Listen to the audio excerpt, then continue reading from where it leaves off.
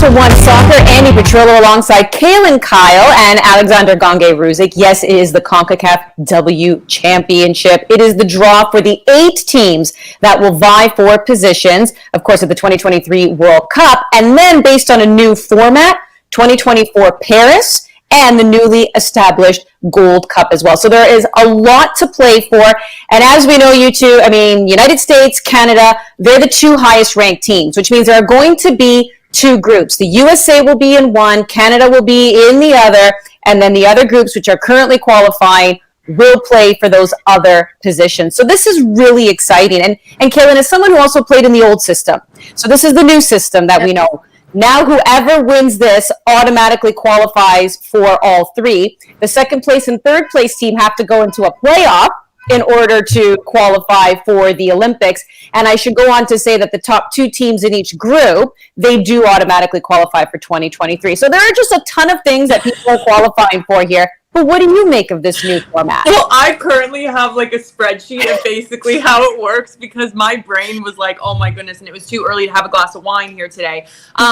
I love it. I think you look at the old system, and we played in it, and it was like once you got past that semifinal into the final, you kind of already knew you were qualifying, and it was really just more, okay, let's just try to beat America, because it was always Canada and America in that final. So I actually really like that number 1 spot books their ticket into the Olympic Games. I think that's a little bit of fun, more on the line, more to play for, and this tournament will be taken a little, not that it's not taken seriously, but just that final taken a little bit more seriously, and more eyes on that final, because I think a lot of people kind of just tuned out once you already saw who was first and second. Okay, they punched their ticket through. I do like that more teams are now able to qualify for the World Cup, because again, it was always Canada and the United States qualifying, so now Mexico potentially with that opportunity. I'm digging the system. I love that there's more tournaments. I think it's so important. Obviously, Karina LeBlanc was one of the big head people that kind of got this going. It needed to happen to give these smaller teams more opportunities to play more games, to get more minutes under their belt. So when they do get into a tournament like this, that knockout where you were playing the best in CONCACAF, you're a little bit more prepared. You have a little bit more playing style, system style, because you played those matches in order to get here. So hats off to Karina LeBlanc for really spearheading that one with CONCACAF, and hats off to CONCACAF as well, because that was a huge task that needed to be done, and I'm glad that they're putting a little bit more resources into the women's side. And that was the big thing, Kaylin, as I come to you, Alex. Like, that was what CONCACAF really wanted to do for the women's game, because yes, we're here at the final 8 who are now going to vie for spots in World Cup and Olympics and Gold Cup. But there were 30 teams playing qualifiers. So there were more teams that were getting involved. There were more teams playing competitive matches. I mean, that is something that they set out to do, and it's been successful.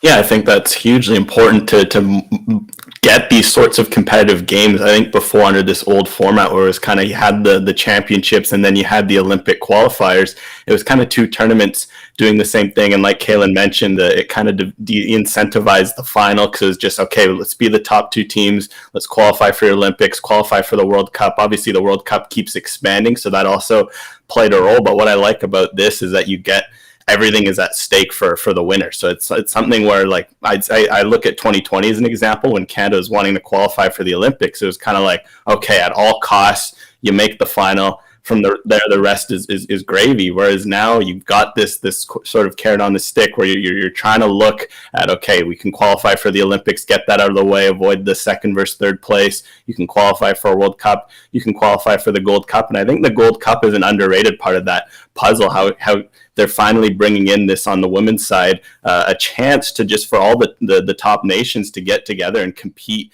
for a trophy in a non-qualifying setting. I think that's going to be huge, because those sorts of tournaments, we see it on the men's side, how much it means for a lot of these countries to get together, whereas these smaller qualifying tournaments, I mean, they mean a lot to participate in, of course, but I think it'll be huge to have a Gold Cup tournament where you have that competitive games and you're competing for a trophy. And I think just more and more games is going to be huge in the long term. I think the addition of Nations League, I think long term adding proper qualifiers for everyone, not just the 30 teams, but also for Canada and the US to be involved in that will also be key. So it's sort of just building towards those developments, and I think this is a huge, great first step towards that. I think I'm safe in saying that Canada will be a top two team in their group. And as mentioned, the top two teams will qualify for the World Cup. But this is where it does start to get interesting, Alex, because, as we've all just been alluding to in the past, you just had to win that semi-final game in the Olympic qualifying tournament, then you got to the final. And if we go based on history, majority of the time, that has been Canada and the USA, and it's been the USA who's come out on top. But it's okay because the two final teams have qualified for the Olympics. But now it's different. So if we go based on history, let's just say USA and Canada once again meet in the final. Let's just say USA wins. Alex, that means Canada then has to go into a playoff with, I don't know, let's take a wild guess, Mexico, probably, right? Where is Canada positioned, do you think, in your mind, to go ahead and defend that Olympic gold medal? I think Canada should 100% come out guns a-blazing for this. I just look at the U.S. right now, we'll talk about it in a bit, but the cycle they're going through right now, they're in terms of phasing out older players, bringing in newer players, they're kind of at this interesting hybrid stage where they're still really figuring out their identity, whereas Canada did a lot of that legwork heading into the Olympics. They kind of realized, okay, we maybe have a bit of an older squad. Bev Priestman did a great job of integrating a lot of young players, so the way they're set up in Concacaf, I think they want to go for it. I mean, you also have to acknowledge that the growth of Mexico right now is going to not make that as easy as it could be. I think Mexico is kind of a quote-unquote poison pill, looking at the draw, looking at what they can provide. They're going to be this wild card. But I think if you're looking at Canada's perspective, just based on where the U.S. is at and where Canada's at, Canada should want to go in here and win, especially based on all the extra incentives that this tournament provides for winning. Where are you with that, Kaylin, when you know that, as much as we want this and we love this, that just means the stakes then go that much higher, right? Yeah, they are. And both of you obviously just touching on Mexico, and I kind of had a little smile there because, again, I'm very vocal about it, how we don't have a domestic league, how I think it's an absolute disgrace. And Alex, you nailed it for me. Mexico has a proper female domestic league. They are playing together week in and week out. So I don't think we're going to face the same Mexico that we normally face, where it's like, we should finish second. I think Mexico is going to, whatever crossover path they have, I think it's going to be a fight. And then you talked about the playoff to then book your ticket through to the Olympics. Canada has their work cut out for them. And I think looking at these last two friendlies, yes, again, it was a celebration tour, and the first game maybe more so over right off that second game. But that second game, Canada, the struggling to put the ball into the back of the net, defensive errors on set pieces, they can't do that against sides like this anymore because you can't write off CONCACAF teams because, again, we talk about more fixtures. We talk about more 90-minute performances even for for teams like Costa Rica, Jamaica, Panama, all these sides. Do I think they're as good as Mexico? No, I don't. But do I think that they have developed as nations? 100%. And Canada has the target on their back. Everyone's looking at the American side, and it's tough to judge the American team right now because they're playing against lesser opponents. I forget which nation dropped out, so the last two fixtures were kind of like wishy-washy. You can't really get a grasp on the U.S. But then you go to the NWSL with the United States of America, and all those players show up every week, week in and week out, and are some of the best players on every single team, every single roster. So I think the U.S., what we know about the U.S., it doesn't matter if you have seniority players, younger players, they show up to big tournaments. They always have. Sometimes even when they start slow, they know when to peak in tournaments, and that's why they have most of the trophies in their cabinet because they just know how to win. It's embedded in them when they're 3, 4, 5, 6, 7, all the way through the youth academies. Now you're starting to see maybe that trend in Canada, but without that domestic league and the grassroots principles that you don't have, that you have in America, Canada will fall behind. And I think you will see it in the next 3 to 5 years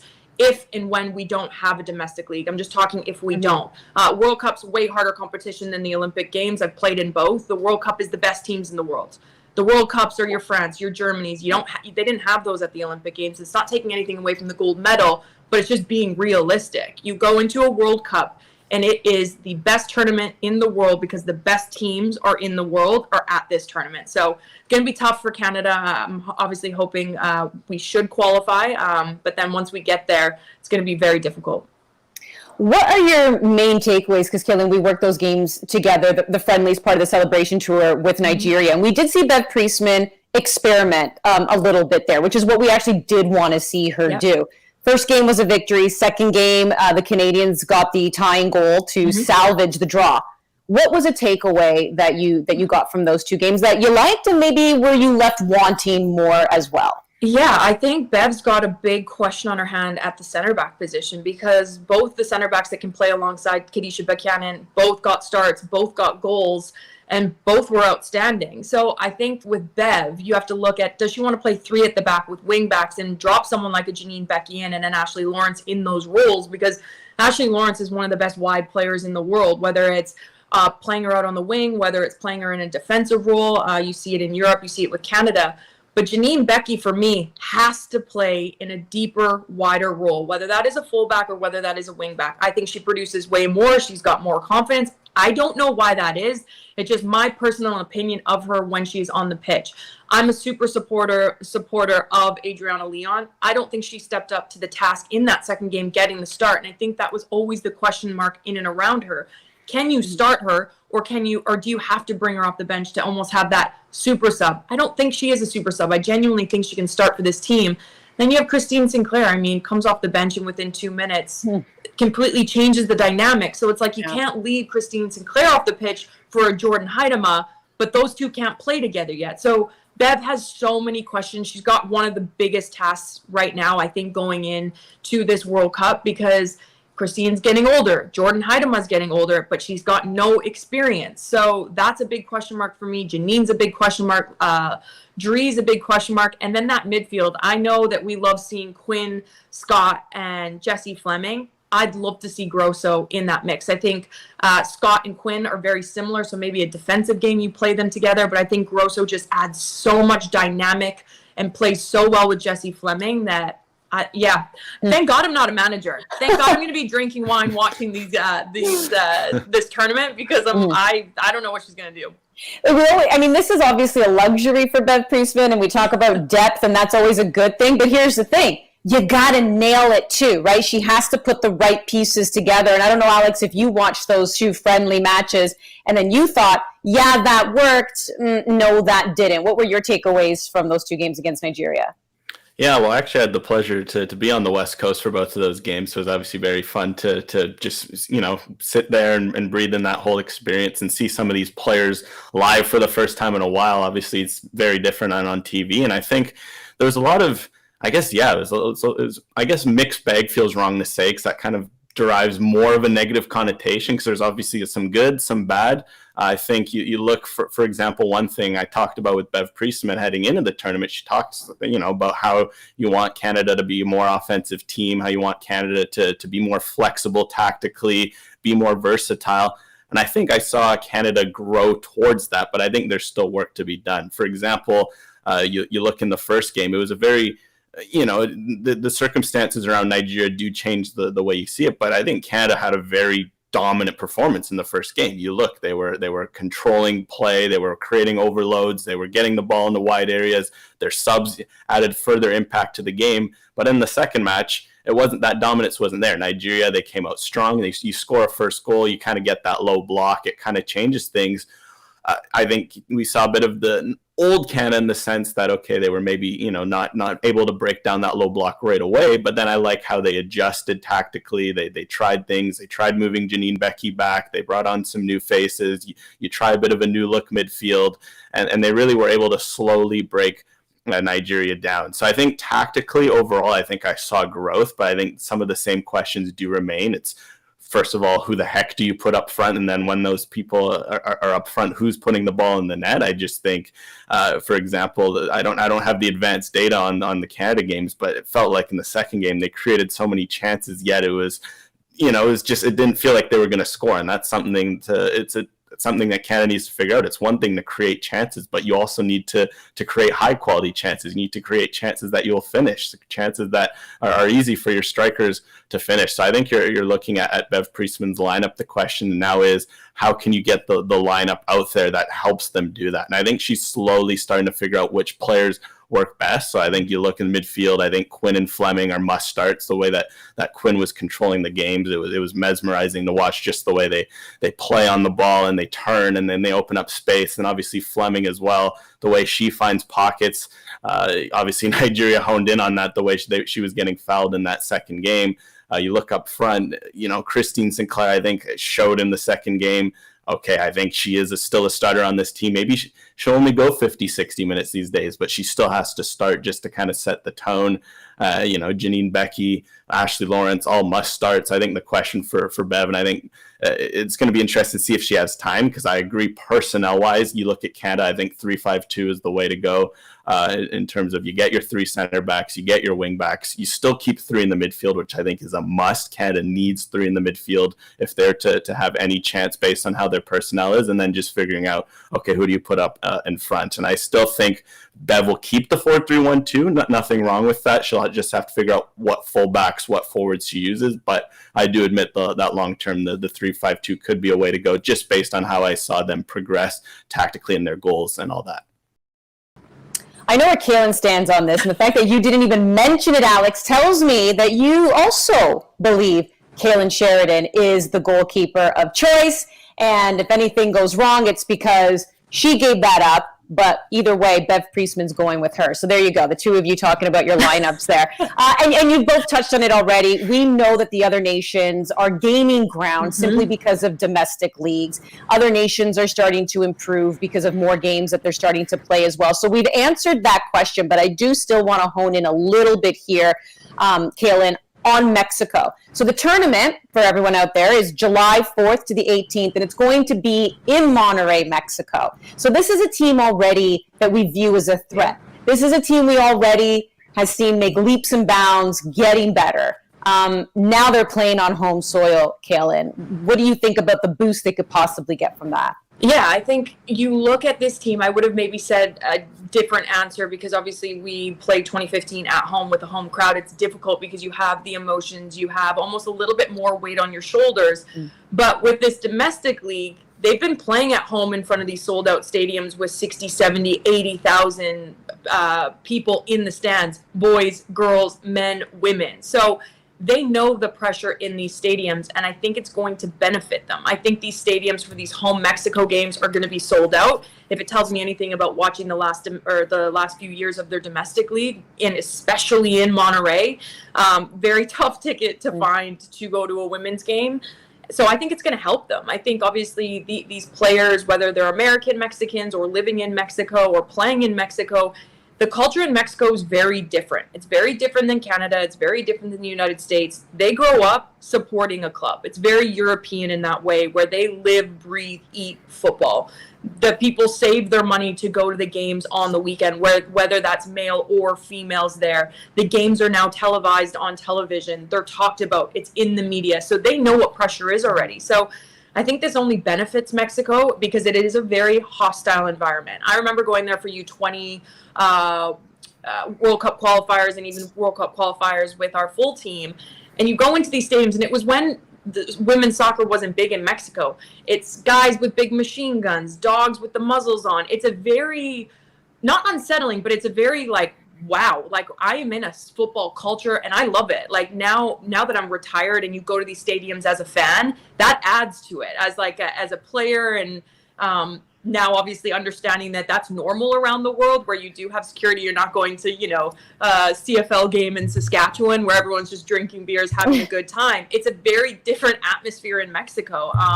And I think these players are so lucky to have it, to grow up in a culture like that. I hope Canada gets there one day. You're starting to see the change, obviously, with fans and stuff, but it's a very hostile environment in Mexico, and it's going to be really tough games as well. Hot, humid, muggy weather, especially in those months in Mexico, rainy season as well. So there's just going to be so many elements that are going to play in Mexico's favor. Yeah, I don't know, Alex, you've gone around the world and you've seen games. I know you were actually in Costa Rica as well when we thought the men would clinch there, but of course they did so on home soil. Have you ever watched a game in Mexico? I have not watched a game in Mexico, unfortunately. That's certainly on my bucket list. Maybe these games will be my chance to tick that off. But yeah, I think Mexico, just in terms of you watch it on TV, it's different, the football culture there. I mean, Kaylin brings up some great points with just it's little things, just the way the fans cheer and constantly are on you. And you add in the heat, you add in little factors like the altitude. Monterrey isn't too high up from what I remember, but it's still little factors like that. It's so much to handle. And I think you see that in games. You talk to players who've played in that. It's just like a multitude of factors that slowly beat at you. And it's, maybe it's not one or the other thing overpowering you, but it's just all these factors that can play against you. So I think Mexico is 100% going to have that advantage. The growth that they continue to have in the women's game blows me away, and it quite frankly makes me jealous, just seeing the league and how it's been embraced, and just seeing how they've stepped up big time, and you really wonder, what Canada could be doing to kind of, keep up, just because everything that's going on there. So yeah, I think 100% Mexico will benefit from that, and I think because of that, the onus is going to be on the likes of Canada and the U.S. to respond to that and make sure that they can, not get beat down by that, because it certainly could be a factor. Well, we're not far away now from the draw happening. This is the draw for the Concacaf W Championship. 8 teams, 2 groups. United States, Canada ranked 1 and 2. So they will be heading each group, and then the rest of the teams will fall into place there. Little mini rapid fire here for the two of you. Just a little bit. We kind of answered it, so I feel like you can get through these quickly. But I want you to pick so one of the following to receive more playing time at their particular position. Ooh, I like this game. Yeah, give us a little explanation why. So the goalkeeper position, who should get more playing time? Is it Kaylin Sheridan? Is it Sabrina D'Angelo? Kaylin, I'll start with you. Kaylin Sheridan for me all day long. I think she lost that position to Steph Labbe when she picked up that injury. Steph Labbe stepped up to the plate, got the job done, allowed them to, quite frankly, lift that gold medal. And I think Kaylin Sheridan has a little bit of grit between her teeth now. I don't think she's going to lose this one again. Alex? Yeah, I think I'd echo that statement. I think just looking at the growth Kaylin Sheridan's made, fantastic shot stopper, but she's slowly getting used to playing with the ball at her feet and other things. I think she's kind of been fast tracked to be the number one for a while now, and now that she's gotten that role, everything I've seen from her, she's stepped up to the plate, and I think she will in the summer as well. All right, to receive more playing time at the full back position, Alex, Becky, Lawrence, or Riviere? I mean, this is tough because I mean, I guess I wouldn't approach it in terms of who will play more, because I think that answer is easy. Ashley Lawrence, top player, one of the top fullbacks in the world for a reason. But I think I have an idea where Kaylin's going to go. So I'll go Jade Riviere, just because every time I've seen her step up at fullback, she continues to impress. I mean, it's wild to think back in 2020 for the Olympic qualifiers. She was just 20, I think, at the time, and she stepped up big for Canada. It kind of allowed Ashley Lawrence to play in a different position, play a little higher up the pitch, and it was kind of the Jade Riviere, coming out party in terms of what she could bring to this Canadian team. So I want to see more Riviere, because despite still being in college, and in college, she doesn't always play at fullback. Sometimes she plays up front, sometimes she plays in the midfield, yet every time Bev Priestman slots her in at right back, she'll play some of the best wingers in the world, like she did at the Arnold Clark Cup. She steps up to the challenge, and I think Canada needs a bit of that grit, but also what she brings on the other side of the ball with her offensive skills, which are also a huge part. Yeah, I echo what you say, everything about her. I think she's fantastic. I think she has a huge, bright future with the Canadian team. Defensively, very good. She's got the pace to get back. She's smart in her 1v1 defending for such a young age. I just think with Becky, it adds what Canada's missing in that attacking phase. Quality service from wide areas. Not that Jade doesn't have good service, but consistent quality service from wide areas. Look at Janine Becky in that second game. She literally put the ball on a platter every single time. Couldn't finish it, but it was there. It was served in with quality. It was served in with purpose.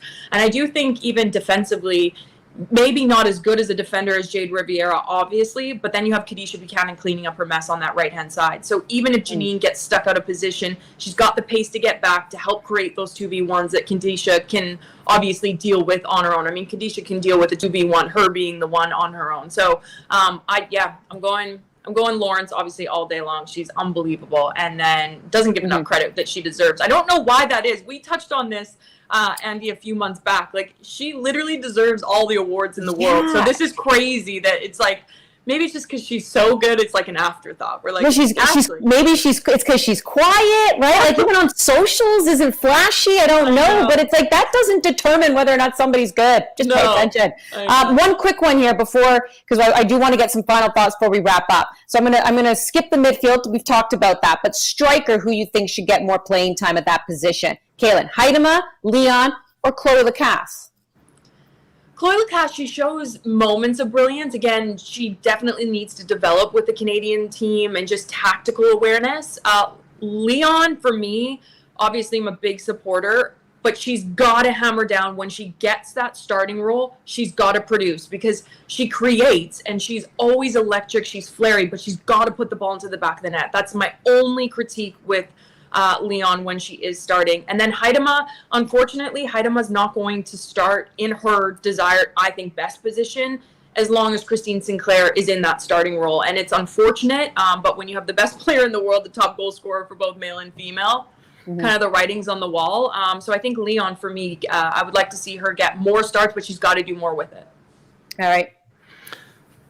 Alex? Yeah, for me, I mean, just looking at the three, I think, Huitema, in terms of her as the number 9, she's more of a pure number 9. And I think what we see is when she gets put in the Sinclair role, where the Sinclair role, you have to be, it's a number 10 role, really, for lack of a better way to put it. She doesn't really have those interplay, hold-up play sorts of skills yet. So I think in terms of that, the systems one, I think Adriana Leon, lots to like with her game, just kind of a spark plug down the wide areas, also at the number 9, what she can bring. I like what she's shown, but for me, I want to see more of Chloe Lacasse, just the sort of inverted winger role that she brings and how she attacks certain pockets. I think she could play off of someone like Christine Sinclair very, very well, or even like, so this could be a way to get someone like Jordan Huitema well, because I think in the Mexico games in November, where we saw a bit of Lacasse and Huitema, and they had great chemistry when Lacasse was playing as sort of an inverted forward in the pockets that kind of pop up. So I think based on her versatility, she can play both sides. She's good with both feet from shooting positions. I'd love to see Lacasse bring something to the front line, because that versatility, I think, would be huge for Canada and how they play right now. All right, we literally have 2 minutes. It's 2 minutes of extra time here on the show. So I'll start with you, Alex. Give me one reason why you think Canada can win this tournament, one reason for concern. I think to start, I think reason why Canada can win, I mean, we saw it last year at the Olympics. They've got this strong belief. There's strong, connection in this group. They know what they're capable of. They step up in big games. I think all of that is going to be huge for them in a tournament like this. On the other side, I do think the growth of teams around them is, you kind of get caught in a Canadian bubble where you see what Canada's doing, but you can't ignore what Mexico's doing. U.S. is going to be the U.S. I'm sure even teams like Costa Rica and Jamaica will want to surprise. I mean, Jamaica, some of the very underrated team, we didn't talk about them at all. So I think because of the teams around them, I think Canada could be in more of a challenge than they realize. And because of that, there's always a chance for an upset in such a short tournament like this. Yeah, cause of concern for me for Canada is, like you just alluded to it, the rise in these other teams, the more playing, but also Canada has this big target on their back now. And if any of the teams watched Nigeria in that second game, just sitting in and just that quick counter-attacking football, this is where a lot of these teams do thrive in CONCACAF. The Jamaicas, the Trinidad and Tobago, they use their pace up top and just that grittiness defending, getting stuck in. So that is my cause for concern, going with someone like Canada that's coming off a great Olympic Games, obviously gold medal. But then the positive is also that gold medal. They have this new confidence within the team that they know they're going to win, where Canada never had that before. It was like, yeah, we'll qualify. But now they're used to winning medals. They're used to being on the podium. So I think that is my positive. What is cause for concern, and what was the other one? This is just reason why you think they can win. End it on a positive note. Yeah, I love it. They can win it is because they just come off a massive tournament. So I love it. Alex, Kaylin, I'm Andy. Enjoy the draw and let's get ready for a great draw of the Concacaf W Championship 2022. My name is Pilar Perez, and together with my partner and great friend Nico Cantor, we will be your host for tonight's event. Nico, how are you? Hello, Pilar. Very well. Thank you. It is a great pleasure for me to share the stage tonight with you. A very important night for 8 women's national teams that will be competing in the summer's 2020 CONCACAF W Championship. We must give a great welcome to all the fans who are following us live from all over the region and the world. Everyone eagerly waiting for me to start the draw. Nico, and to officially open tonight's event, it's a pleasure for me to introduce the General Secretary of CONCACAF, Mr. Philippe Moggio. Gracias, Pilar y Nico.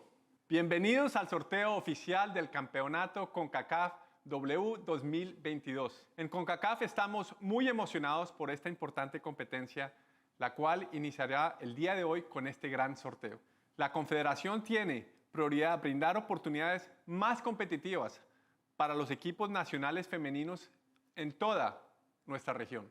Con este objetivo, hemos desarrollado un ecosistema para selecciones nacionales femeninas que comenzó este año con la clasificatoria CONCACAF W y la cual involucró a 30 de nuestras federaciones a través de la región.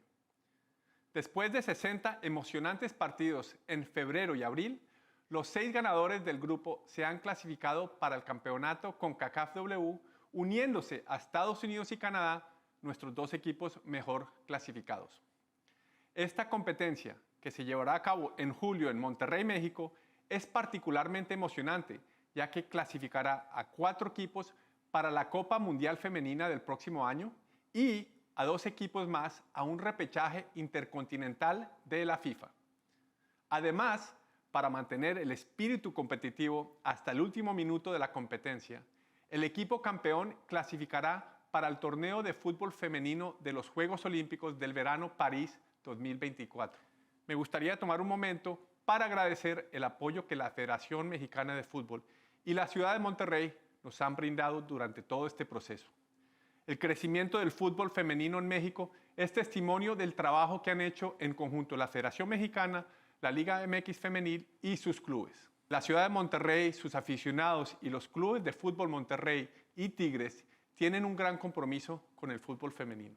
A todos los equipos participantes, sus jugadoras y entrenadoras y por supuesto a todos los aficionados, espero disfruten del evento de esta noche y les deseo éxitos para el torneo de verano. Muchas gracias. Many thanks to Philippe for his welcoming words. Pilar, I would like to highlight an important point of what Philippe mentioned. The new ecosystem for women's national teams that the Confederation has introduced. Nico, yes, this new ecosystem, which was announced in December 2020, has as its main objective to transform women's team football throughout CONCACAF. But how will this be done?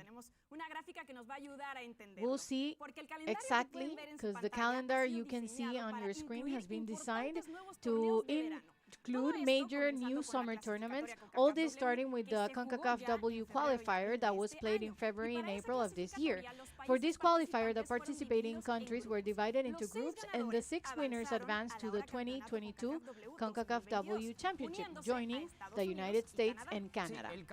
The CONCACAF W Championship, which we will draw in a few minutes, will not only be the final round of the region's qualifier for the 2023 FIFA Women's World Cup, but it will also be the final round for the Paris 2024 Summer Olympics. Of the 8 teams participating in the CONCACAF W Championship, 4 will qualify for next year's Women's World Cup, and 2 more to a FIFA Intercontinental playoff. In addition, to maintain the competitive spirit until the last match, the champions will qualify for the Women's Football Tournament of the Olympic Games, and the runners-up and winners of a match for the 3rd place to an Olympic play-in. And it's going to be really exciting. After the completion of the Women's World Cup in August 2023, the road to the Concacaf W Gold Cup will begin. In this qualifier, 33 national teams will participate out of CONCACAF divided in 3 leagues. After the group stage and the playoff, 6 teams will be joining the CONCACAF W Championship champions, the winners of the CONCACAF Olympic playoff, and 4 invited national teams from other confederations in the group stage of the CONCACAF W Gold Cup.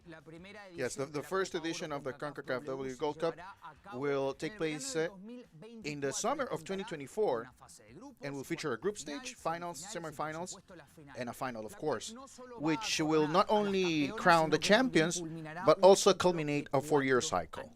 Good that you said that, because it's a cycle in which the official number of matches of women's national major teams will have been more than double compared to the previous cycle. And to highlight the importance that this new ecosystem will have on the players of our region prior to tonight, we sat down with one of the most experienced players of the United States national team, Kelly O'Hara, who gave us her opinion.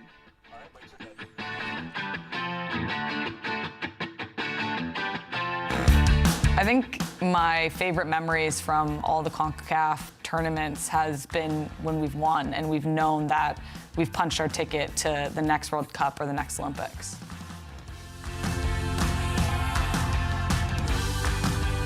I think my advice to players who this will be their first qualifying tournament is to understand the magnitude that is the qualifying tournament.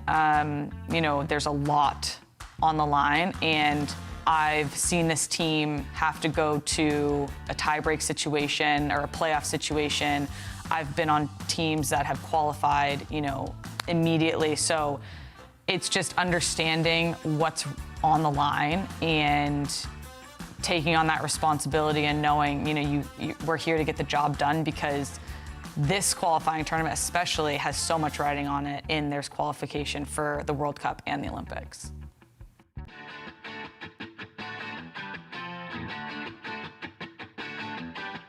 I think that the new format for the CONCACAF qualifying tournament is super interesting and makes it really exciting, because so much is at stake: Olympic qualifying and World Cup qualifying. So for us, we're going into this tournament with 3 priorities: qualify for the World Cup, qualify for the Olympics, and win the tournament.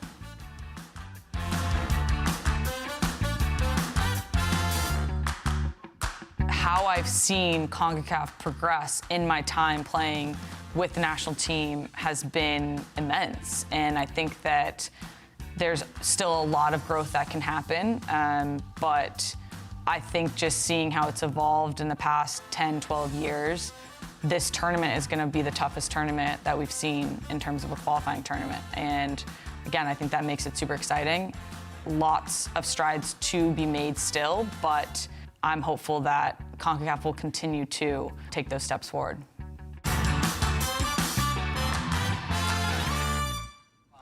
Thank you very much, Kelly. Many thanks to Kelly. We look forward to seeing her this summer competing for another continental title and a place in the FIFA Women's World Cup and the Olympics. Pilar, in addition to the draw which we'll carry out in a few moments, we have 2 surprises prepared for all fans. The first one is the new trophy that the champions of this tournament will be lifting. Here we have it, and we show it for the world to see for the first time. What do you think, Pilar? It's really beautiful, and I want to tell you that it was designed in New York and handmade in London, England. It is made of silver brass metal with gold accents in the CONCACAF unit symbol and the W logo. It has a height of 49 centimeters and weighs 7.9 kilos. I would love to lift that trophy, but no. We will reserve that honor for the captain of the national team that will be crowned in Monterrey. Pilar, also, as part of this great celebration of women's football this summer, today for the first time, we will present what will be the official song of the tournament. And for this, we have the honor of having with us Cedella Marley and Skip Marley, icons of music, but also two people who have supported women's football in Jamaica and the rest of the region for a long time. Welcome, Cedella and Skip.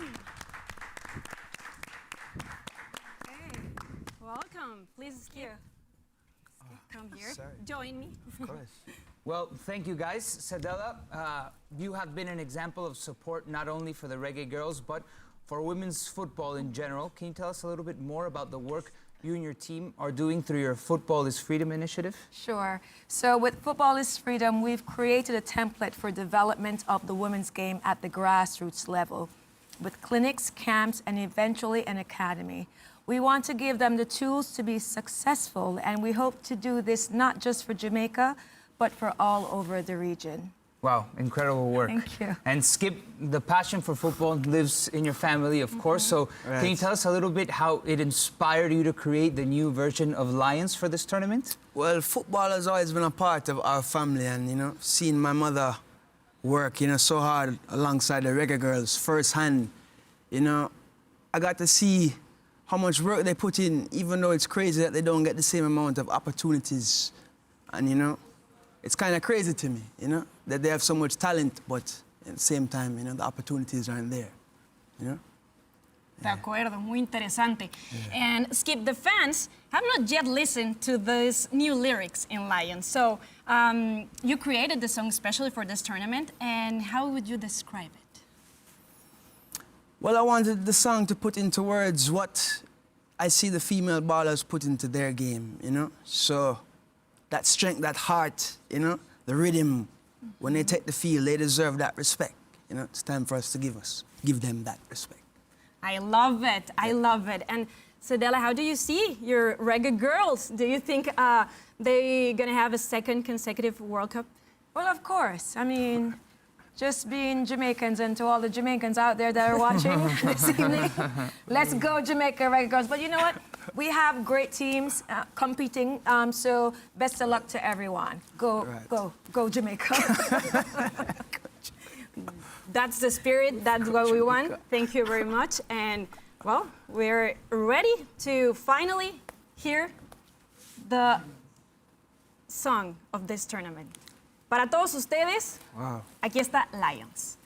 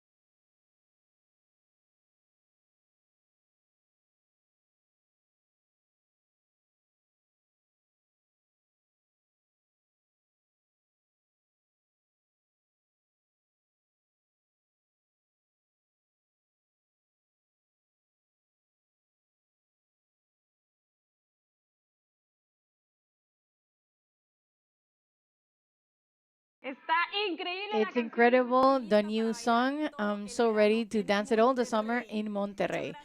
Many thanks to Skip Marley and Cedella Marley for their collaboration for this song. And knowing the new ecosystem, as well as the new trophy, and also we heard the new official song. So it's time to welcome Carlos Fernandez, Concacaf Director of Competitions. Welcome, Carlos. Thank you, Pilar and Nico. Good evening. It is a pleasure to be here with you to carry out the draw that will determine the groups of the 2022 Concacaf W Championship. Carlos, pero antes de entrar en los detalles de lo que será el sorteo, ¿por qué no repasamos un poco acerca de Carlos, las before fechas y going el into the formato del details torneo? of what will be the draw, let's review the dates and formats of the tournament. Of course, Pilar. The 16 matches of the tournament will play in two stadiums in Monterrey, Estadio Universitario and Estadio BBVA. The group stage will be played on July 4th, 5th, 7th, 8th, and 11th. This will be followed by the semifinals on July 14th and the third place match and grand final on July 18th. It is important to note that Concacaf will announce the exact schedule with the venues of each match in the coming days. Bueno, se aproximan las fechas entonces. Thank you, Gracias, Carlos.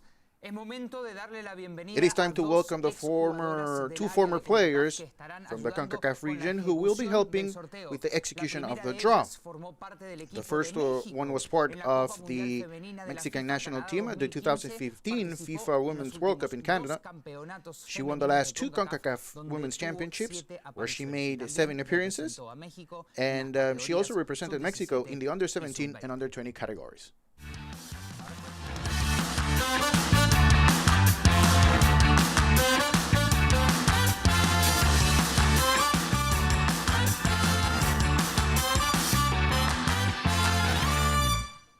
Bienvenida, Cristina. Welcome, Cristina. Hi, Cristina. Welcome. So, Cristina, throughout your successful career, you have had the opportunity to play multiple international tournaments, and including qualifiers to World Cups and Olympics. So, considering that the Concacaf W Championship will now qualify to both competitions, in your opinion, what can we expect from this tournament, and what will be the keys for Mexico to qualify for both? I think regardless, we're always going to see good soccer in the CONCACAF. And what we can expect from Mexico is, the game has grown so much, especially with the growing of the league. And with Monica at the helm of it, it's going to be some great soccer. As long as we believe it, I think Mexico can do really well. I agree. Thank you, Cristina. Gracias por estar aquí con nosotros esta noche. Bueno, nuestra segunda asistente para el sorteo representó a la selección de Jamaica entre 1999 represented y the Jamaican national 2014. team between 1999 and 2014, competing a total of 60 matches and scoring 6 goals in her successful career. Her last participation in the CONCACAF qualifiers was leading up to the 2015 FIFA Women's World Cup.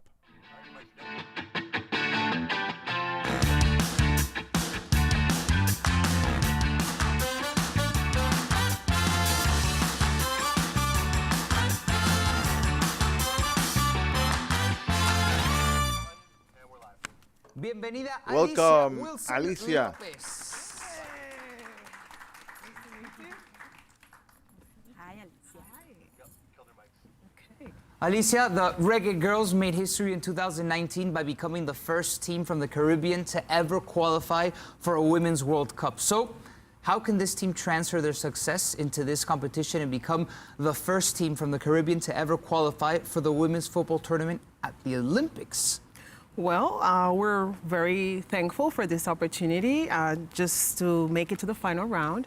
And so we have some players in the team at the moment that have that experience from France.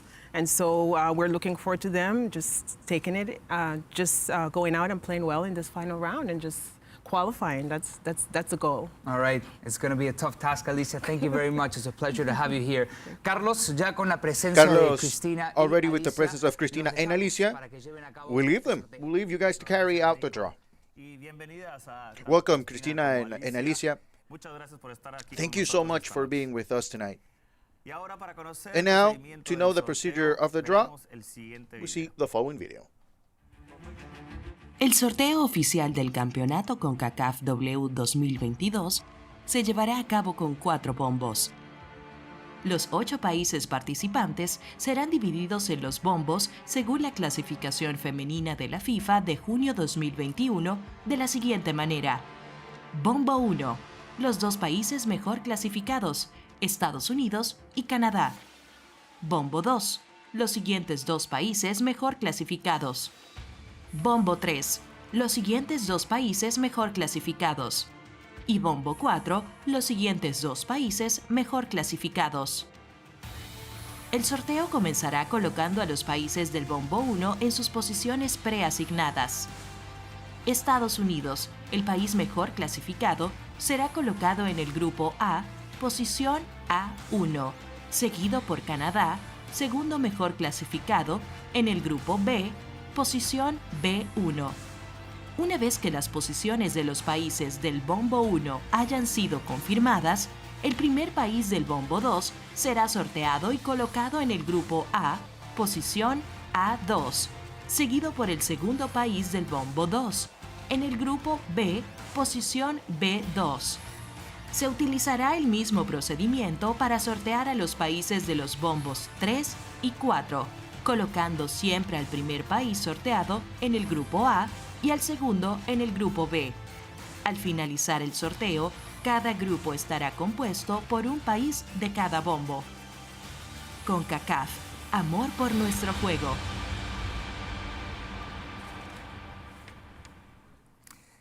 Y bueno, para recapitular, And to recap, the 8 participating countries have been divided into 4 pots according to their position in the FIFA Women's qualification as follows. Pot 1, we have the United States and Canada. In pot 2, Mexico and Costa Rica. Pot 3, Jamaica and Panama. And pot 4, Haiti and Trinidad and Tobago. We will begin the draw by positioning the United States and Canada in their pre-assigned positions A1 and B1 respectively. From there, we will move on to pots 2, 3, and 4. At the end of the draw, each group will have a country of each pot. Without further ado, we will start the draw with the help of Cristina and Alicia. So, Cristina, we'll start with you.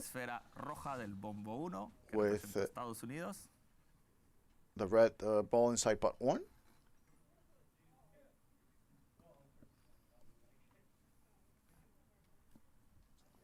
United States. The reigning champions of the region and the world, seeking to win their 9th continental title and third consecutive. Thank you, Cristina. We will continue with pot 1. In the second sphere, the blue one.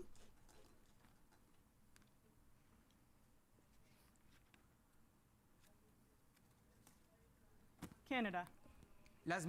The gold medal winners at the Tokyo 2020 Olympics that will be participating in their 10th Concacaf W Championship. In 1998 and 2010, they won the title.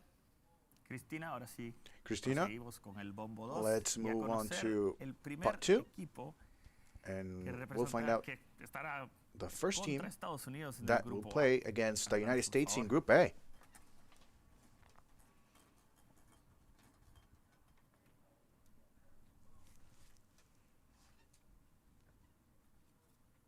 Mexico. The squads coached by Mónica Vergara won Group A in the qualifiers and will be looking to grab their 4th participation in the World Cup. Their last appearance was in Canada 2015. Cristina, let's continue with pot 2, the last sphere in it, and it should be Costa Rica. Costa Rica. Las Ticas have participated in 8 editions of the Concacaf W Championship. Their best appearance was in 2014 when they grabbed 2nd place. Thank you. We'll now continue with the draw, and we're going to get started with pot 3.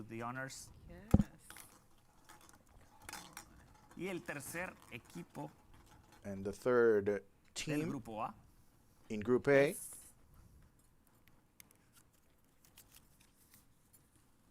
Jamaica.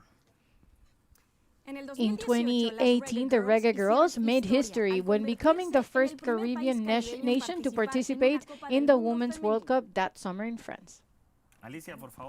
Alicia, please, let's continue with pot 3.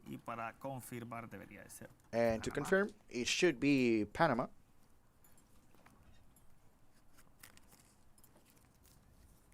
Panama. This will be their fourth participation in the tournament. Their best so far was in 2018 when they clinched to the fourth place. Alicia, let's move on with the draw and on to pot 4. And we'll find out the last team to be placed in Group A.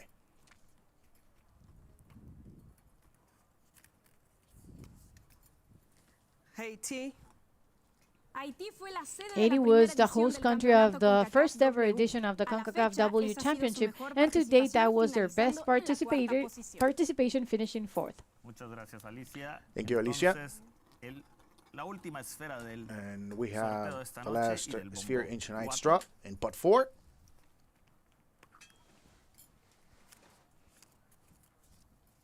Trinidad and Tobago. The Soca Warriors are the only country that have participated in all the editions of the Concacaf W Championship. Their best performance was in the inaugural one, where they finalized in third place.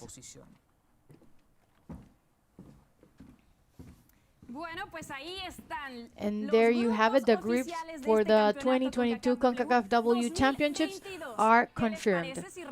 What do you think if we review the results? Yes, in Group A, it's the United States, Mexico, Jamaica, and Haiti. In Group B, Canada, Costa Rica, Panama, and Trinidad and Tobago. We have a little bit of Mexico, Jamaica, just like we have in the stage. It's going to be a tough group. I think Alicia and I were talking before. We were hoping we wouldn't be in the same group, but either way, it'll be some good soccer. Yeah. And Alicia, what's Jamaica going to have to do to get out of that group? Every game is like a final. Like, we have to put our best foot forward, and as Christina said, it's going to be a competitive one. So. All right. Bueno, muchas gracias. Thank you, Well, Alicia and thank you, Alicia and Christina. And it is a pleasure to greet Mónica Vergara and Amelia Valverde, two of the coaches who in a few months will be looking to qualify their national teams to a World Cup and to the Olympic Games, of course. Let's start with you, Mónica. First, if you could give us your first impressions of Mexico's group, and second, the importance of playing this tournament with the support of the Mexican fans. First of all, good night to everyone. Congratulations to the 8 national teams that will be playing the Concacaf W Championship. Excited because we know now the 3 rivals that we'll be playing against in the summer, and to start planning, of course, in the best way possible every game, considering each one will be the most important step by step throughout. And excited to be waiting for everyone in Monterrey, that the fans will be supporting and welcoming everyone, and us really motivated to have our fans at home, which is definitely going to be a plus. Thank you very much, Mónica. It will be very exciting to see the Mexican team competing this summer. And we have now the coach of Costa Rica. Amelia, how are you? Good night. What do you think about Costa Rica national team and what will be the keys to have the Ticas return to the World Cup after an absence of 8 years? Good night and good evening to everyone. It's a really competitive team, same way as the 8 national teams that are in the tournament. According to Costa Rica group, it's 3 important games, and the key will be in the planification order and the details, and hoping that it will be a great games for everyone and possibility to advance in the tournament. Thank you very much, Amelia. The best for Costa Rica national team and, of course, the other 7 teams that will be participating in this summer tournament.